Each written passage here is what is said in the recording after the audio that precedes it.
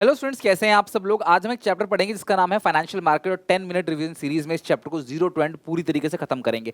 बात करें financial market की, एक ऐसी मार्केट जो लिंक करता है, जोड़ता है किस किस को, सेवर्स एंड बोरोअर्स को।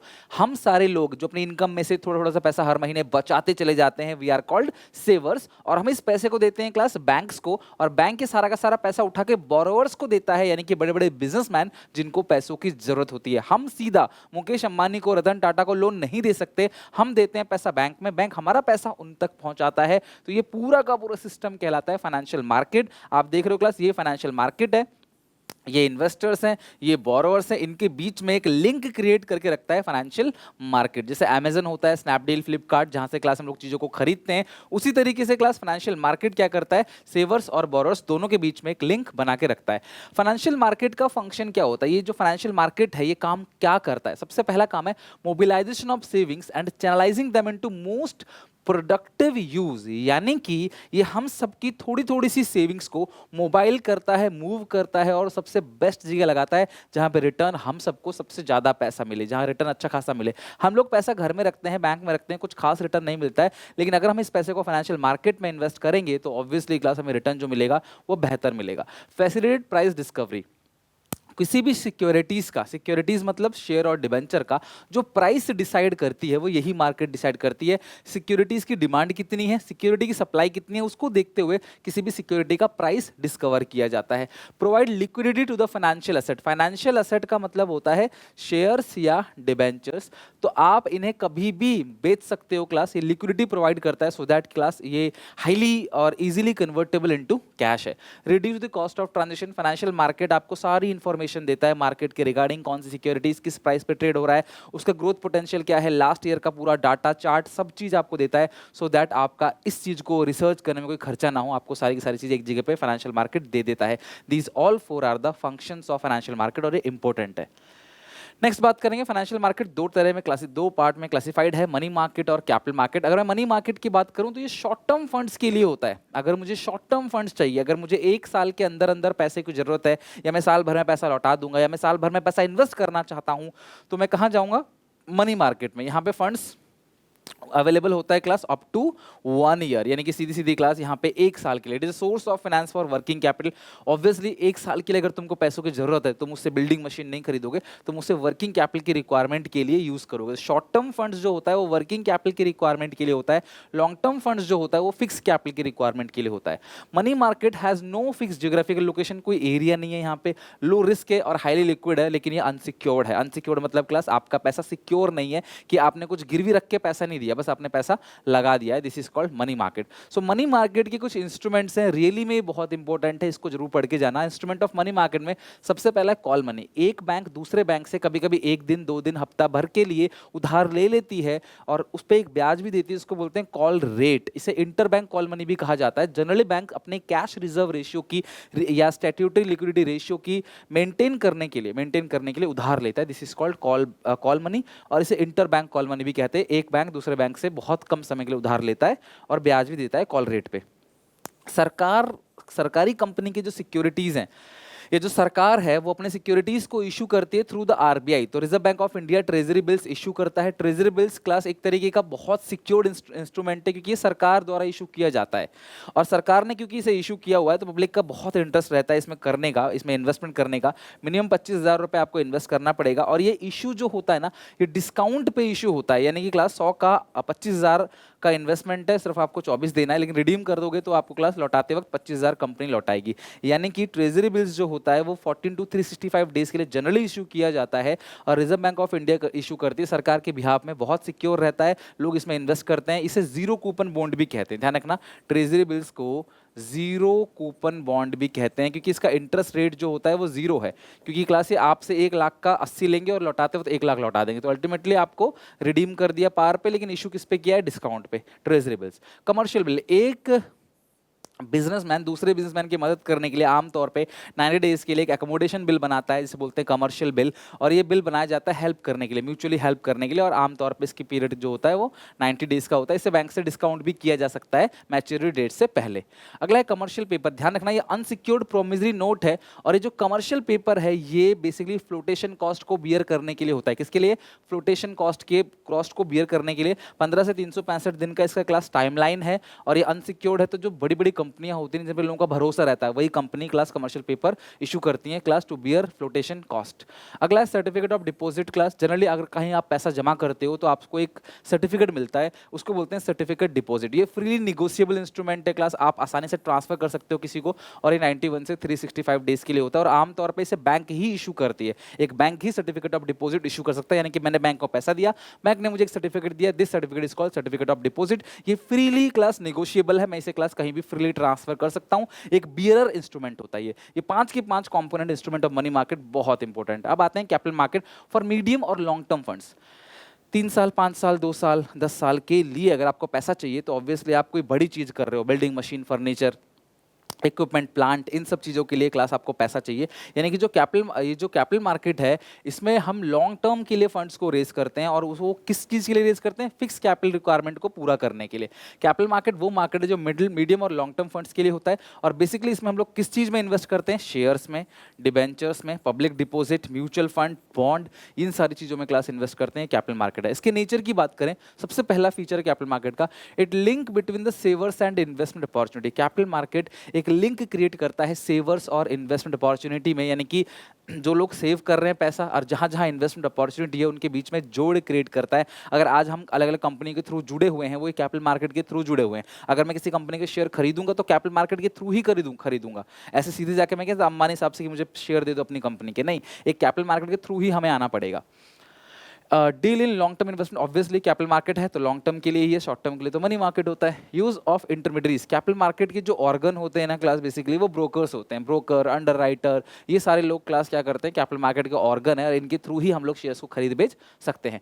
Determinants of capital formation, country में इन्वेस्टमेंट जो आता है कैपिटल मार्केट के थ्रू ही आता है। आज अगर हमारा स्टॉक मार्केट अच्छा है तो इसके अंदर कई सारे लोगों की इन्वेस्टमेंट है, तो कैपिटल मार्केट इन्वेस्टमेंट को प्रमोट करता है। टीवी में ऐड भी आता है कि हम लोग अपने पैसे को बैंक में एफडी की तरह ना जमा करें, हम इन्वेस्ट करें पैसों को, उससे रिटर्न हमें बहुत ज्यादा मिलेगा।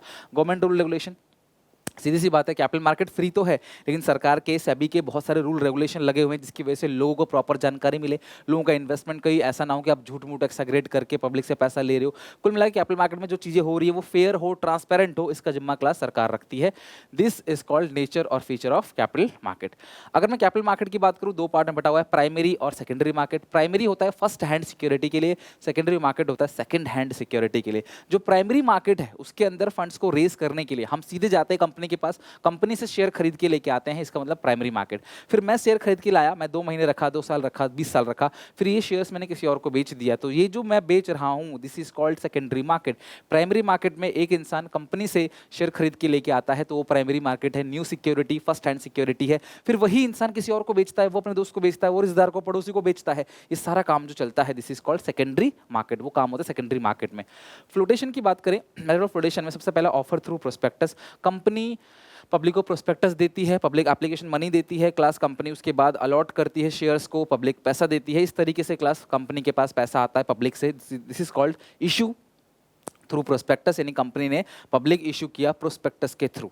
दूसरा है offer for sale. Offer for sale का मतलब क्या है? कंपनी सीधा जनता को शेयर इशू नहीं कर रही, कंपनी बल्क में सारा शेयर ब्रोकर को देती है, ब्रोकर आम जनता को इशू करता है, this is called offer for sale. Private placement का मतलब क्या है? कंपनी ने ब्रोकर को दिया और ब्रोकर ने आम जनता को इशू नहीं किया, कुछ खास लोगों को, कुछ प्राइवेट बड़े बड़े लोगों को, कुछ खास इन्वेस्टर्स को इशू किया गया है, this is called private placement. Right issue, company ने कोई नया इशू निकाला लेकिन कंपनी सबसे पहले वो अपने एग्जिस्टिंग शेयर होल्डर से पूछेगी कि भाई तुमको शेयर लेना है क्या? अगर तुमको लेना है तो तुम शेयर ले लो, हम तुमको ही इशू कर देंगे, हम बाहर इशू नहीं करेंगे और तुमको थोड़ा सस्ते में इशू कर देंगे। ये एग्जिस्टिंग शेयर होल्डर का राइट है कि कोई भी नया शेयर अगर इशू होता है तो सबसे पहला ऑफर हमें मिलेगा। यानी कि मैंने किसी कंपनी के शेयर खरीदे हैं तो कंपनी जब दोबारा शेयर इशू करेगी तो मेरे को सस्ते रेट पे देगी, मेरे को पूछेगी, मेरा अधिकार है। अगर मैं हाँ बोलूंगा तो कंपनी मुझे सस्ते रेट पे दे देगी, नहीं तो फिर कंपनी आम जनता के पास जाएगी। इससे कंपनी का काफ़ी पैसा बचता है, काफ़ी बाहर की फॉर्मेलिटीज़ बच जाती हैं क्योंकि कंपनी के अंदर के लोग ही उसकी सिक्योरिटीज़ को खरीद लेते हैं। अगला है EIPOS। यही जो ऑफर थ्रू प्रोस्पेक्टस अगर ये ऑनलाइन हो जाए तो इसको बोलते हैं EIPOS। ई मतलब इलेक्ट्रॉनिक, IPO मतलब इनिशियल पब्लिक ऑफर। जब company first time share issue करती है online, this is called EIPOS। तो ये है क्लास मेथड ऑफ फ्लोटेशन, यानी कि इस मेथड से कंपनी पैसा मार्केट में उतर सकती है और पब्लिक से पैसा ले सकती है, अपने फंड्स को फ्लोट करवा सकती है। ये फर्स्ट मतलब कि पहली बार, दिस इज कॉल्ड, ये सब प्राइमरी मार्केट है क्लास। आमतौर पर ये सारे के सारे कंपनीज के थ्रू ही लिया जाता है। अब सेकेंडरी मार्केट में एक इन्वेस्टर दूसरे इन्वेस्टर को बेच रहा है, फिर दूसरा इन्वेस्टर तीसरे इन्वेस्टर को बेच रहा है, तीसरा इन्वेस्टर चौथे इन्वेस्टर को बेच रहा है। ये सारा का सारा काम किसमें हो रहा है? सेकेंडरी मार्केट में, यानी आप इसे कह सकते हो stock exchange. So secondary market यानी स्टॉक एक्सचेंज में क्या है? यहाँ पे सेकेंड हैंड सिक्योरिटीज को खरीदा या बेचा जाता है, विच वर प्रीवियसली इशूड, जिसको पहले इशू किया गया था।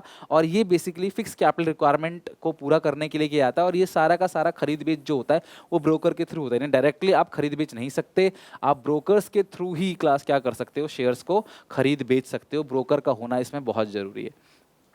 ये जो स्टॉक मार्केट है इसके फंक्शंस बहुत इंपॉर्टेंट है। सबसे पहला economic barometer.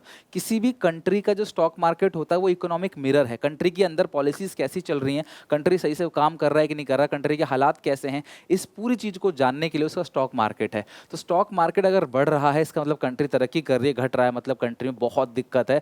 This is called economic barometer. यानी किसी भी कंट्री के स्टॉक मार्केट से हम उस पूरी कंट्री के हालात का अंदाजा लगा सकते हैं। Stock market pricing of security, demand और सप्लाई को देख के स्टॉक मार्केट के अंदर जो ट्रेड होता है शेयर्स, उसके प्राइस को डिसाइड किया जाता है। Safety of transaction, stock market में अगर आपने पैसा लगाया है तो आपका ट्रांजेक्शन सेफ है, आप भरोसा कर सकते हो कि जो मैंने पैसा लगाया वो डूबेगा नहीं। अगर वो बिल्कुल जेन्युइनली फॉल करता है तो ठीक है, बट किसी के अफेक्ट से या कोई क्लास मैनिपुलेशन करके, कोई धांधलेबाजी करके यहाँ पैसा डूबेगा नहीं। कॉन्ट्रीब्यूट्स टू इकोनॉमिक ग्रोथ, लोग स्टॉक मार्केट में पैसा लगाते हैं, कंपनी के पास इन्वेस्टमेंट आता है, वो फैक्ट्री बिल्डिंग लगाते हैं, अपना कारोबार बढ़ाते हैं, जिससे क्लास इकोनॉमी का भी ग्रोथ होता है, एम्प्लॉयमेंट भी जनरेट होता है। Providing scope for speculation, stock market के अंदर हेल्दी स्पेकुलेशन होता है। स्टॉक मार्केट फ्री है, प्राइस अप एंड डाउन होता है क्लास, तो ये आपके नसीब है, आपने सोच समझ के इन्वेस्टमेंट किया तो आपके शेयर के प्राइस बढ़ भी सकते हैं, घट सकते हैं। सट्टेबाजी होती है लेकिन हेल्दी, ऐसा नहीं कि किसी के अफेक्ट से ऐसा हो रहा है। Normally class genuinely price up and down होते हैं। स्टॉक मार्केट में शेयर्स को आप बटन दबाकर कभी भी ऑनलाइन खरीद बेच सकते हो। इसकी हाईली लिक्विडिटी होती है। मैं घर इतनी जल्दी नहीं बेच सकता, जमीन नहीं बेच सकता, लेकिन मुझे स्टॉक बेचना है तो बटन दबाऊंगा, स्टॉक बिक जाएगा, मेरे खाते में पैसा आ जाएगा। खरीदने के लिए बटन दबाऊंगा, मेरे खाते से पैसा कट जाएगा, स्टॉक आ जाएगा। और नेक्स्ट है इक्विटी कल्ट। हमारी सरकार हमेशा जोर देती है, लोगों को इंकरेज करती है, मोटिवेट करती है कि वो अपना पैसा इन्वेस्ट करें। इन्वेस्टिंग भी एक अच्छी हैबिट है। अगर आप पैसा इन्वेस्ट करते हो तो अच्छा खासा रिटर्न आपको मिल जाता है। स्टॉक मार्केट में अराउंड 20-30% तक का भी मिल जाता है। डिफरेंस बिटवीन प्राइमरी मार्केट और स्टॉक मार्केट, अगर मैं प्राइमरी मार्केट और सेकेंडरी मार्केट की बात करूं तो प्राइमरी मार्केट में न्यू सिक्योरिटीज बेचे जाते हैं, सेकेंडरी मार्केट में सेकेंड हैंड सिक्योरिटीज को बेचे या खरीदी जाते हैं। प्राइमरी मार्केट में सिक्योरिटीज को कौन इशू करता है क्लास? कंपनी खुद इशू करती है। यहाँ पे एक इन्वेस्टर बेचता है दूसरे इन्वेस्टर को। मैंने कंपनी से खरीदा प्राइमरी मार्केट, मैंने दोस्त को बेचा, तो मैं भी इन्वेस्टर, मेरा दोस्त भी इन्वेस्टर, तो ये आ गया सेकेंडरी मार्केट में। लोकेशन की बात करें, कोई लोकेशन नहीं होता क्लास प्राइमरी मार्केट का। सेकेंडरी मार्केट का फिक्स लोकेशन होता है क्लास, सुबह 9:15 से लेकर 3:30 तक मार्केट चालू रहता है वर्किंग डे में, तो एक वर्किंग आवर भी होता है और लोकेशन भी। एंट्री की बात करें, नई जो ऑल कंपनी, देखो क्लास प्राइमरी मार्केट में कोई भी कंपनी एंटर कर सकती है, लेकिन सेकेंडरी मार्केट में जनता को शेयर इशू करने के लिए वही कंपनी क्लास एंटर करेगी जो लिस्टेड होगी। लिस्टेड का मतलब क्या है? सरकार ने जिन कंपनी की पूरी जांच पड़ताल करके उनकी लिस्ट बनाई है, सिर्फ वही कंपनी स्टॉक मार्केट में उतर सकते हैं पब्लिक से पैसा लेने के लिए। प्राइस की बात करें, यहाँ पे प्राइस कंपनी का मैनेजमेंट डिसाइड करता है, लेकिन यहाँ पे स्टॉक मार्केट खुद डिसाइड करता है प्राइस का। जैसा हमने अभी देखा, किस चीज़ को देखकर? डिमांड सप्लाई को देखकर। किसी सिक्योरिटीज़ की डिमांड अगर ज़्यादा है तो उसका प्राइस बढ़ जाएगा, डिमांड कम है तो प्राइस घट जाएगा। Difference between money market, capital market. Money market for short term, capital market for long term. Money market के जो पार्टिसिपेंट्स हैं, आपने देखा अभी financial institution, bank, public, private company सब पार्टिसिपेंट है। लेकिन कैपिटल मार्केट में कौन उतरता है क्लास? ये सारे लोग तो उतरते ही होते हैं, साथ में फॉरेन इन्वेस्टर और रिटेल इन्वेस्टर, यानी फॉरेन इन्वेस्टर और रिटेल इन्वेस्टर आते हैं कैपिटल मार्केट में, बाकी सब आते हैं मनी मार्केट में। डिविजन की बात करें तो ऑब्वियसली क्लास मीडियम और लॉन्ग टर्म फंड्स, जो कि मनी मार्केट क्या था? Deals with short term funds. Money market की अगर हम बात करें, मनी मार्केट में कौन कौन से इंस्ट्रूमेंट होते हैं? Treasury bills, commercial bill, commercial paper, ये सारी चीज़ें। जबकि इसमें इक्विटी, प्रेफरेंस शेयर्स और बॉन्ड डिबेंचर्स। लिक्विडिटी बात करें तो कैपिटल मार्केट लेस लिक्विड है, मनी मार्केट हाईली लिक्विड है, क्योंकि शॉर्ट टर्म है तो पैसा जल्दी मिल जाता है as compare to capital market. Risk की बात करें, दो कैपिटल मार्केट में रिस्क ज़्यादा होता है क्लास, मनी मार्केट में लेस रिस्क है। यहाँ पे रिटर्न भी ज़्यादा है। अगर आप कैपिटल मार्केट में स्टॉक मार्केट में पैसा इन्वेस्ट करते हो तो रिटर्न ज़्यादा मिलेगा, रिस्क भी ज़्यादा। यहाँ रिटर्न कम रिस्क कम, यहाँ रिटर्न भी ज़्यादा है, यहाँ रिटर्न कम है, यहाँ रिस्क भी कम रिटर्न भी कम, more risk more return. Requirement की बात करें, it is for fixed capital requirement, ये फिक्स कैपिटल रिक्वायरमेंट के लिए होता है। और it is for working capital, भी मनी मार्केट में शॉर्ट टर्म के लिए पैसा चाहिए, वर्किंग कैपिटल की रिक्वायरमेंट को पूरा करने के लिए हम पैसा उठाते हैं मनी मार्केट से। फिक्स कैपिटल की रिक्वायरमेंट को पूरा करने के लिए मशीन खरीदनी है, बिल्डिंग खरीदनी है, प्लांट लगाना है, कैपिटल मार्केट में जाएंगे। रॉ मेटेरियल खरीदना है तो मनी मार्केट में जाएंगे। नेक्स्ट है trading procedure on stock exchange. ये बहुत इंपॉर्टेंट है, आपको एक एक स्टेप याद करना पड़ेगा। ट्रेडिंग प्रोसीजर क्या है? किसी भी स्टॉक मार्केट में जाकर जब आप शेयर खरीदते हो तो उसका पूरा प्रोसेस क्या होता है, प्रोसीजर क्या होता है, ये ध्यान रखना। सबसे पहला स्टेप इसके अंदर आता है सिलेक्शन ऑफ ब्रोकर। भाई किसी भी कंपनी के शेयर्स आपको खरीदने हैं, बिना ब्रोकर के थ्रू नहीं खरीद सकते। आपके पास कोई ना कोई मोबाइल एप्लीकेशन होगा, कोई ना कोई बैंकिंग सिस्टम होगा जिसके थ्रू आप शेयर खरीद सकते हो। आप सिलेक्ट करो कि ब्रोकर कौन होगा। इतने सारे ऐप्स होते हैं, वो ब्रोकर की तरह काम करते हैं। दूसरा, ओपनिंग ऑफ डीमैट अकाउंट। आपके 2 अकाउंट खुलेंगे। सबसे पहली बात तो शेयर खरीदने के लिए आपकी एज 18+ होनी चाहिए। आपको अपना पैन कार्ड देना पड़ेगा, आपको आधार कार्ड देना पड़ेगा, आपको बैंक अकाउंट का नंबर देना पड़ेगा, यानी कि बैंक अकाउंट की डिटेल देनी पड़ेगी। बिना बैंक अकाउंट के आप सिक्योरिटीज़ को नहीं खरीद सकते हो, नहीं बेच सकते हो क्लास, क्योंकि सिक्योरिटीज़ का जो पैसा आता है, शेयर डिबेंचर्स का जो भी पैसा आता है, वो बैंक में आता है डायरेक्टली, वो कैश में कोई डील नहीं होता। तो बैंक अकाउंट होगा, फिर आपको एक डीमैट अकाउंट खुलवाना पड़ेगा। डीमैट अकाउंट खुलता है डिपोजिटरी के पास। डिपोजिटरी 2 ही है इंडिया के अंदर, NSDL national securities depository limited और CDSL central depository services limited. यहाँ पे क्लास आपका अकाउंट ब्रोकर खुलवा देगा, आपको कोई चिंता नहीं है, बस आपको क्लास डॉक्यूमेंट सबमिट कर देने हैं, आपका अकाउंट खुल जाएगा डीमैट अकाउंट। ट्रेडिंग अकाउंट जो खुलता है क्लास, वो शेयर खरीदने के लिए होता है, बेचने के लिए होता है 1 दिन के अंदर। लेकिन अगर आपको 1 दिन से ज़्यादा स्टॉक को अपने पास होल्ड करके रखना है, सिक्योरिटीज़ को होल्ड करने के लिए एक खाता होता है जिसका नाम होता है डीमटेरियलाइजेशन अकाउंट, शॉर्ट में डीमैट अकाउंट।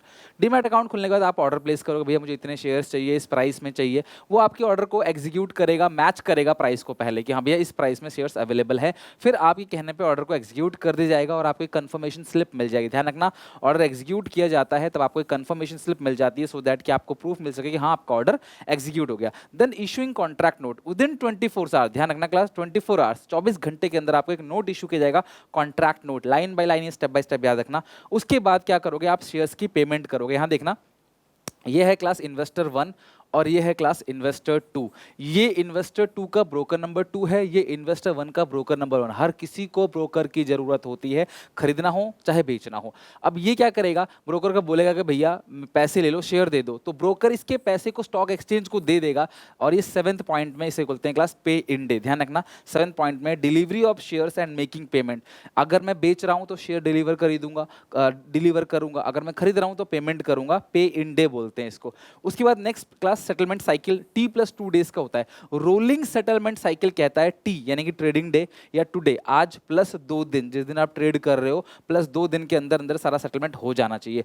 तो ब्रोकर 1 ने क्या किया, पे इन डे पे स्टॉक एक्सचेंज को पैसे दे दिया। अब स्टॉक एक्सचेंज पे आउट डे पे ब्रोकर नंबर 2 को पैसे दे देगा 9th पॉइंट पे। और 10th पॉइंट पे ब्रोकर क्या करेगा, इन्वेस्टर नंबर 2 को पैसे दे देगा, इन्वेस्टर नंबर 2 इसको शेयर दे देगा। कुल मिला के स्टॉक एक्सचेंज का प्रोसेस क्या है, ये इसको देगा, ये इसको देगा, इसको देगा, इसको देगा, फिर यहां से शेयर्स घूम के क्लास आएगा।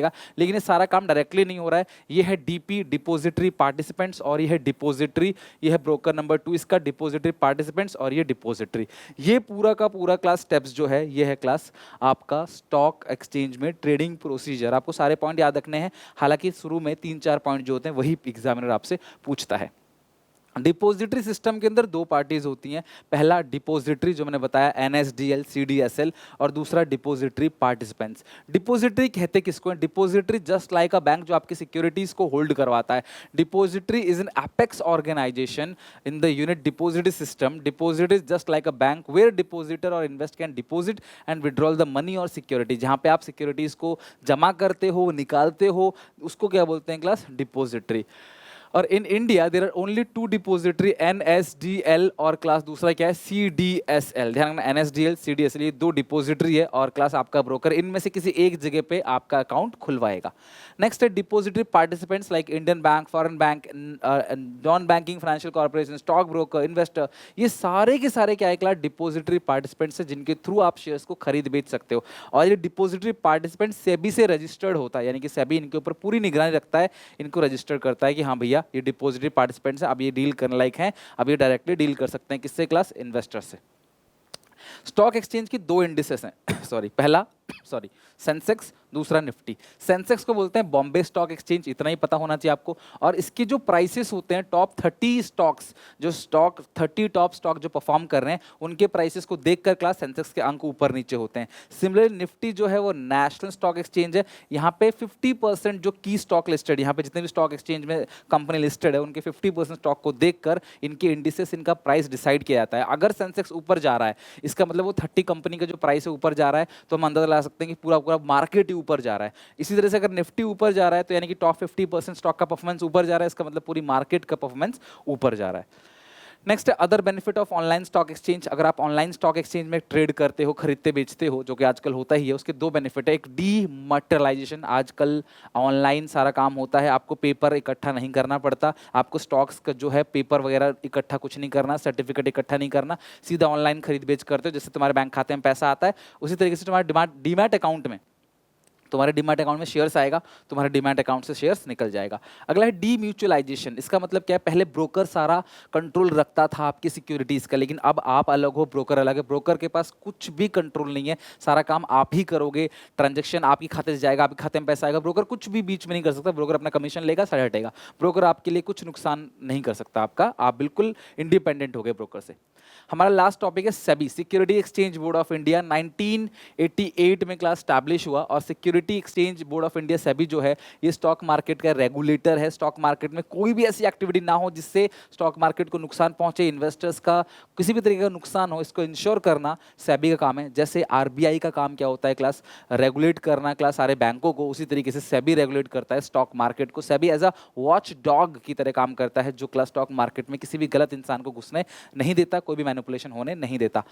ऑब्जेक्टिव क्या है सेबी के, ओवरऑल ऑब्जेक्टिव क्या है क्लास, प्रमोट करना, इन्वेस्टर के इंटरेस्ट को प्रोटेक्ट करना, प्रमोट करना, स्टॉक मार्केट को डेवलप करना, रूल रेगुलेशन बनाना स्टॉक मार्केट के लिए, उसको डेवलप करना, अच्छी अच्छी चीज़ें क्लास उसके अंदर लेके आना, लोगों के लिए ईज बनाना ताकि लोग आसानी से स्टॉक मार्केट में इन्वेस्ट कर सके, लोगों का भरोसा बिल्डअप करना, ऑनलाइन को प्रमोट करना, ये सब। तो to regulate the activity of stock exchange की एक्टिविटी पर निगरानी रखना, इन्वेस्टर्स के इंटरेस्ट को प्रोटेक्ट करना कि उनकी इन्वेस्टमेंट सेफ्टी हो, क्योंकि अगर इन्वेस्टर्स का जो है नुकसान पहुंचा होगा तो ये कौन आएगा स्टॉक मार्केट में पैसा लगाने, कोई पैसा नहीं लगाएगा, सब फिर अपने घर पे ही पैसा रखेंगे या बैंक में रखेंगे। जितनी भी फ्रॉडलेंट एक्टिविटी है उसको रोकना, डेवलप करना है code of conduct. Code of conduct का मतलब काम करने का तरीका, आप कोई भी काम कर रहे हो उसका स्टेप बाय स्टेप तरीका भी सेबी डिसाइड करके देता है। इवन ब्रोकर के रजिस्ट्रेशन भी सेबी करता है, बिना रजिस्टर्ड हुए कोई ब्रोकर नहीं बन सकता। सेबी हर किसी को, जितने भी क्लास कंपोनेंट हैं स्टॉक मार्केट के अंदर, उन सब पे निगरानी रखने का काम क्या है सेबी का है, चाहे ब्रोकर हो चाहे अंडरराइटर हो। इसके तीन फंक्शन हैं सेबी के, सबसे पहला प्रोटेक्टिव, दूसरा है डेवलपमेंट, तीसरा है रेगुलेटरी। प्रोटेक्टिव फंक्शन के अंदर क्या क्या आता है, ये प्राइस रिगिंग को रोकता है, जो प्राइस का अप एंड डाउन कंपनी के थ्रू किया जाता है ना उसको ये रोकता है। मिसलीडिंग स्टेटमेंट देने से रोकता है क्लास, कोई भी मैनिपुलेशन अगर किया जा रहा है कंपनी द्वारा, कंपनी के बोर्ड ऑफ डायरेक्टर द्वारा, कंपनी के बड़े बड़े एम्प्लॉयज द्वारा, उसको ये रोकता है। इनसाइडर ट्रेडिंग को रोकता है क्लास, पेनल्टी लगाता है सच प्रैक्टिसेस पे। इनसाइडर ट्रेडिंग का मतलब क्या है, कई बार कंपनी के अंदर के लोगों को बहुत डीप इन्फॉर्मेशन होती है, कंपनी कब बोनस देने वाली है, कब शेयर के प्राइस अप एंड डाउन होने वाले हैं, तो क्लास ये लोग उसका फायदा उठाते हैं, कंपनी के अंदर के लोग, उनको रोकता है। सेबी एजुकेट करता है इन्वेस्टर को ताकि वो सही जगह क्लास अपना पैसा लगाए। सेबी प्रमोट करता है फेयर प्रैक्टिसेस, किसी भी अनफेयर प्रैक्टिसेस को सेबी प्रमोट नहीं करता। SEBI code of conduct develop करता है पूरे स्टॉक मार्केट के अंदर, सिक्योरिटी मार्केट के अंदर। SEBI issue guidelines to protect the interest of debenture holder, सिर्फ शेयर होल्डर ही नहीं, डिबेंचर होल्डर के इंटरेस्ट को प्रोटेक्ट करने के लिए भी सेबी क्या बनाता है, गाइडलाइन बनाता है। डेवलपमेंट फंक्शन, ये तो था प्रोटेक्टिव, अब आता है डेवलपमेंट। यहाँ पे सेबी स्टॉक मार्केट को डेवलप करने का काम करेगा। SEBI promote training, SEBI training promote करता है, जितने भी इंटरमीडियरीज हैं, ब्रोकर है, अंडरराइटर है, सेबी उन सबकी ट्रेनिंग देता है। सेबी क्लास इंटरनेट ट्रेडिंग को प्रमोट करता है ताकि लोग क्लास इंटरनेट ऑनलाइन घर बैठे बैठे ट्रेडिंग करें, हर चीज ट्रांसपेरेंट हो। सेबी अंडरराइटिंग को ऑप्शनल बनाता है ताकि कॉस्ट ऑफ इशू कम हो जाए, क्योंकि क्लास अंडरराइटिंग जो है वो कॉस्ट को बढ़ाता है। तो अगर मेरी कंपनी के शेयर्स बिक जाएंगे आमतौर पे, तो मैं किसी ब्रोकर को, अंडरराइटर को क्यों रखूं, मेरे लिए ऑप्शनल है वो। Conducting research, SEBI research conduct करता है, इन्फॉर्मेशन को पब्लिक करता है, सारे के सारे पार्टिसिपेंट, जितने भी मार्केट के पार्टिसिपेंट्स हैं उनको स्टॉक एक्सचेंज की सारी इन्फॉर्मेशन सेबी देता है। लास्ट है रेगुलेट, यानी रूल रेगुलेशन बनाना क्लास, गलतियां होती हैं तो पेनल्टी लगाना, इसका काम किसका है क्लास? ये काम सेबी का है। These functions are perform by SEBI to regulate the business in stock exchange. SEBI frame करता है rule regulation, code of conduct frame करता है रेगुलेट ब्रोकर्स के लिए, ब्रोकर को, अंडरराइटर को रेगुलेट करने के लिए। सेबी रूल रेगुलेशन बनाता है स्टॉक ब्रोकर, सब ब्रोकर के लिए। इवन सेबी रजिस्टर्ड और रेगुलेट करता है वर्किंग ऑफ म्यूचुअल फंड को भी सेबी रेगुलेट करता है। इवन जब एक कंपनी दूसरी कंपनी को खरीदेगी तब भी सेबी बीच में आएगा। जैसे मान लो कोई एक कंपनी है वो दूसरी कंपनी को खरीद रही है, तो उस टाइम पे शेयर होल्डर भी तो एक दूसरे के चेंज हो रहे हैं ना, तो सेबी जरूर बीच में आएगा, देखिएगा कोई अनफेयर ट्रेड प्रैक्टिस तो नहीं हो रहा, हमारे शेयर होल्डर के साथ कोई नुकसान तो नहीं हो रहा, धोखाधड़ी तो नहीं हो रही। सेबी कंडक्ट इंक्वायरी, ऑडिट भी बिठाता है, इंक्वायरी बिठाता है स्टॉक एक्सचेंज का। ये सारे सेबी के फंक्शन हैं। इन तीन में से कोई भी फंक्शंस आपको पेपर में पूछे जा सकते हैं। You have to learn it, right in your own language. आप पॉइंट पॉइंट लिख सकते हो या इन डेप्थ में डिटेल करके भी लिख सकते हो।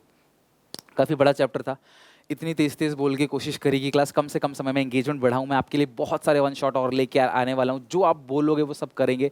बस कमेंट सेक्शन में मेंशन करना, और अच्छी लगे मेरी मेहनत, अगर तुम्हें वाकई दिख रही है और तुम मुझे सपोर्ट करना चाहते हो तो बस प्लीज़ इस वीडियो को अपने सारे क्लासमेट तक पहुँचाओ, सारे दोस्तों तक पहुँचाओ, as much you can share करो, अच्छे से लर्न करके इंस्टाग्राम पे मुझे टैग करो, दिखाओ मुझे मेंशन करके आप कितना पढ़ रहे हो, किस तरीके से पढ़ रहे हो। मिलते हैं नेक्स्ट क्लास में, तब तक के लिए take care, bye, God bless you.